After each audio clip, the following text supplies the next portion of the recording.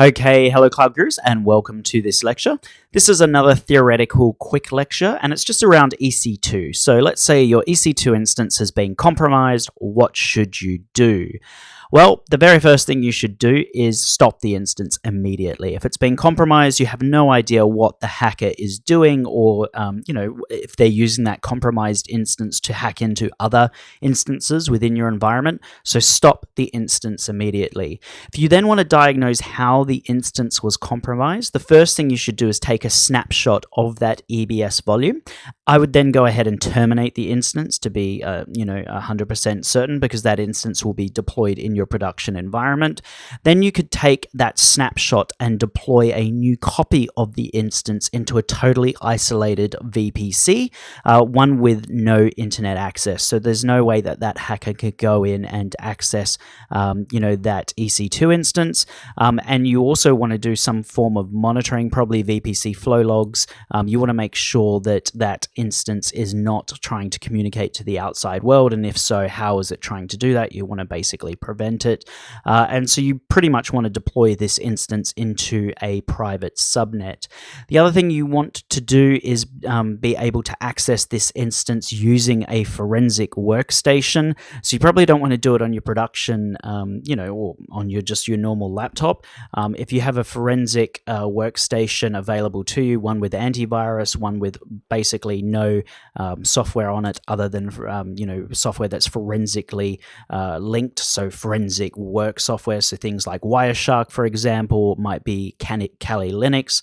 It might be something that you use to go through and do just investigate why this EC2 instance has been hacked. So anything with that sort of forensic software on it, you obviously don't want to connect to this instance using your main workstation, which has all your email, which might have all your instant messaging, that sort of thing, because you don't know what is going on with this EC2 instance. You don't know how it's been hacked, how it's been exploited, and whether or not it could then go on and exploit your workstation as well. So essentially what you're trying to do is you're trying to isolate two things. You're trying to isolate your EC2 instance, and then the instance or the computer that you're using to connect to that EC2 instance to do any kind of investigation should also be isolated as well.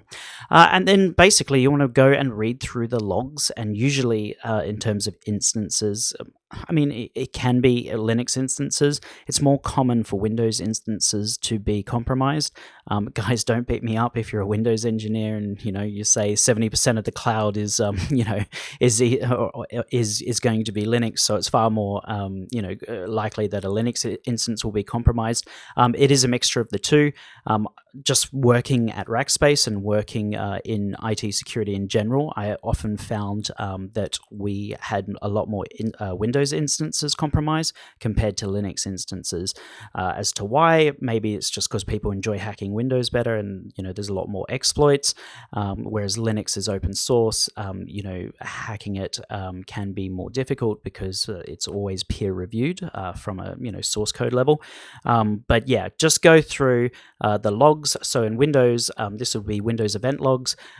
In Linux, they'll also have their own event logs, and see if you can figure out how this has been compromised.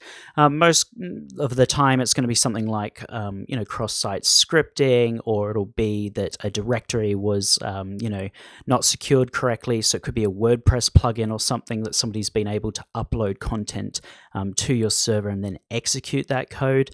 It could be anything, to be honest. The main thing that you need to understand going into the exam is that you need to isolate the instance.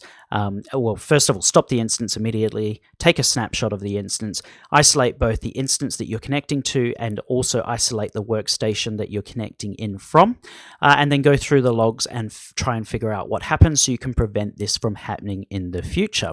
So you will get a few scenario questions on that.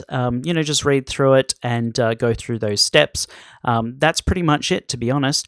If you have any suggestions as to other things that you should do, go ahead and add them to the discussion forums. But do be aware that there will be a few questions in your exam where your EC2 instance has been hacked, and it's going to ask you for the steps that you should take. So long as you follow these steps, that's pretty much the best way of approaching it. So that is it for this lecture, guys. If you have any questions, please let me know. If not, feel free to move on to the next lecture. Thank you.